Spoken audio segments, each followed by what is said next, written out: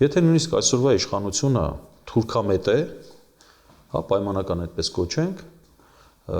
ապա ինչ-որ ժամանակ հետո միևնույն է եկեղեցին կարողանալու է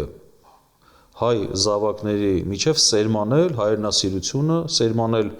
արժանապատվության զգացումը եւ ինչ-որ ժամանակ հետո հայ ազգելի կարող է տեր կանգնել իր իրավունքներին։ Իսկ սա բնականաբար Թուրքիայի համար շատ ցավալի մի մոտեցում է։ Ընդ որում մենք եկեք չմոռանանք 1915 թվականի ցեղասպանություն ենթարկվելուց հետո 3 տարի հետո մենք պետականություն ունեցանք։ Այսինքն այդ առումով մեր ազգը ինքնակազմակերպվելու նման մի բան ունի, ունակություն ունի։ Եվ այստեղ շատ մեծ է եկեղեցու դերը, որովհետև երբ որ մենք այս փաստերը տեղադրում ենք կողք կողքի,